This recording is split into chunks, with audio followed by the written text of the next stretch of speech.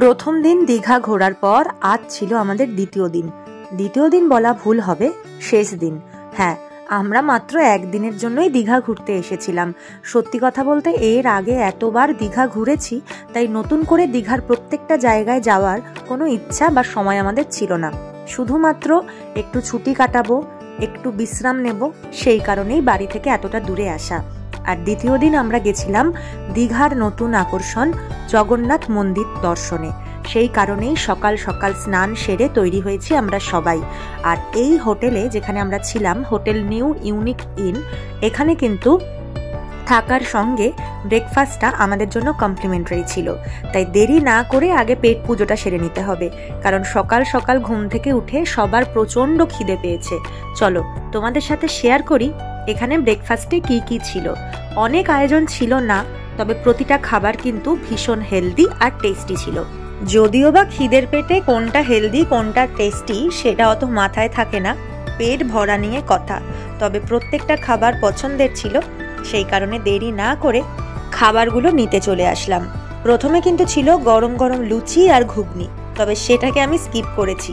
লুচি ঘুগনি তো বাড়িতে খাওয়াই হয়, তবে এখানে ছিল ভীষণ সুন্দর একটা ঝাল সুজি, তার সাথে সিমুইয়ের পায়েস। সেটা আমি নিইনি, কারণ মিষ্টি খুব একটা পছন্দ করি না। তার সাথে ছিল একটু ফল, আর ফলের মধ্যে ছিল তরমুজ, ভীষণ মিষ্টি ছিল, আর ডিম সেদ্ধ। বললাম না আগে থেকেই, খাবারগুলো কিন্তু হেলদি ছিল। আর এদিকে আরেকটা জায়গাতে ওদের কাউন্টারে সুন্দর করে ব্রেড টোস্ট করা ছিল, আর তার সাথে ছিল বাটার আর জ্যাম। যার যেটা পছন্দ একদম সেলফ সার্ভিস, নিজেদের ইচ্ছে মতো নিয়ে নিতে পারেন। আর আমিও সেই কারণে নিজের ইচ্ছে মতো জিনিসগুলো সাজিয়ে নিচ্ছিলাম।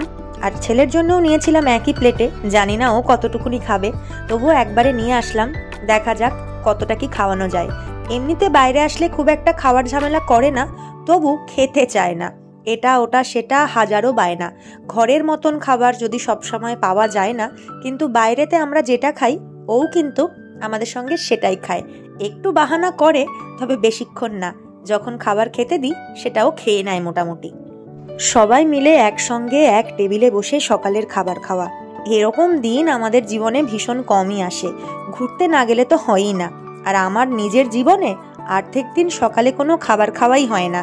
এখানে গিয়ে বেশ খিদে পেয়েছিল, সবাই মিলে একসাথে গল্প করতে করতে খাবার খাচ্ছিলাম। আর আমার এই ছোট্ট ছানা একের পর এক ডিম সেদ্ধর খোসাগুলোকে ছাড়িয়ে যাচ্ছিল। এটা করতে যে ওর কি ভীষণ ভালো লাগে, তাই সবাই তাদের নিজের ডিম সেদ্ধগুলো ওকেই দিচ্ছিল, ও বসে বসে ছাড়িয়ে দিচ্ছিল। এরপর খাওয়া দাওয়া করে একবার সুইমিং পুলের ধার থেকে ঘুরে গেলাম, কারণ আজকে আর সুইমিং পুলে নামা হবে না। টোটো করে সোজা চলে আসলাম দীঘার জগন্নাথ মন্দিরে। নেমে কিন্তু জুতো রেখে বেশ কিছুক্ষণ হাঁটতে হয়, তাই ভাই আর হাঁটতে পারছে না, দিদি এভাবে ভাইকে নিয়ে নিয়ে যাচ্ছে। মন্দিরের প্রবেশ পথে ভিডিও করা বারণ ছিল, তাই মন্দিরে ঢোকার পর তোমাদের দেখাচ্ছি পুরো পরিবেশটা। বিশাল বড় এলাকা নিয়ে ভীষণ সুসজ্জিত একটা মন্দির এখানে তৈরি হয়েছে, দেখে মন ভরে যাচ্ছিল। আর ঠাকুরের প্রতি ওনার যে কি ভক্তি, দিদি বলেছে এরকম ঠাকুর নমস্কার করতে করতে ভেতরে যেতে হবে, ব্যাস এই পাগলকে আর কে পায়। তারপর মন্দিরের ভেতর ঢুকে চারিদিকটা তোমাদেরকে দেখাচ্ছিলাম। এর আগেও যদিও বা আমি দীঘার জগন্নাথ মন্দিরের একটা ছোট্ট ভিডিও শেয়ার করেছিলাম, তবে আজকে ভ্লগের মাধ্যমে আরও একবার তোমাদেরকে দেখিয়ে দিচ্ছি। ভীষণ ভীষণ সুন্দর একটা পরিবেশ, তবে সন্ধ্যাবেলায় নাকি আরও বেশি ভালো লাগে। আমার আসার সুযোগ হয়নি, তাই দিনের বেলা যতটুকু পারলাম তোমাদেরকে দেখানোর চেষ্টা করলাম। এত সুন্দর সবুজ গাছে ঘেরা একটা জায়গা, সত্যি বলতে মন ভালো হয়ে যাচ্ছিল। আর এই যে রোদের মধ্যে দিয়ে হেঁটে যাচ্ছিলাম, বিশ্বাস করো একটুও গরম কিন্তু পায়ে লাগছিল না। এতটা হেঁটে হেঁটে ক্লান্ত হয়ে গেছি এখনও পুরো মন্দির ঘোরা বাকি। তারপর এখানে এসে একটু প্রণাম করলাম, সবাই করছিল সেই দেখেই করলাম, কেন করলাম আমি নিজেও জানি না। আর এই হলো মন্দিরের প্রথম একটা অংশ। পরপর 3টে মন্দির আছে, কিন্তু কোনো মন্দিরের ভেতরেই ভিডিও করা অ্যালাউ ছিল না। আমিও বাধ্য মেয়ের মতো মোবাইল খুলিনি। আর এখানে একটা ছোট্ট জলাশয়ের মতো ছিল, যেখানে জলপদ্মর চাষ করা হয়েছিল। আর এই জায়গাটা যে কি ঠান্ডা ছিল সেটা বলে বোঝানোর নয়। এতটা হেঁটে সবাই ক্লান্ত, তাই এখানে বসে একটু জিরিয়ে নিচ্ছিলাম। আর এরকম খোলা মেলা ফাঁকা জায়গা পেয়ে এই ছানা তো দৌড়ে কুল পায় না, আর ওকে ধরতে ধরতে আমরা ক্লান্ত হয়ে গেছিলাম, চারিদিকে দৌড়ে বেড়াচ্ছে। আর এটা হলো মূল মন্দির।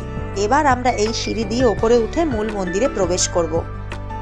সবাই কিন্তু এখন যাচ্ছে জগন্নাথ দেবের দর্শনের জন্য, আমরাও চলেছি সেই পথে। আর এই হলো মূল মন্দিরের প্রবেশ পথ।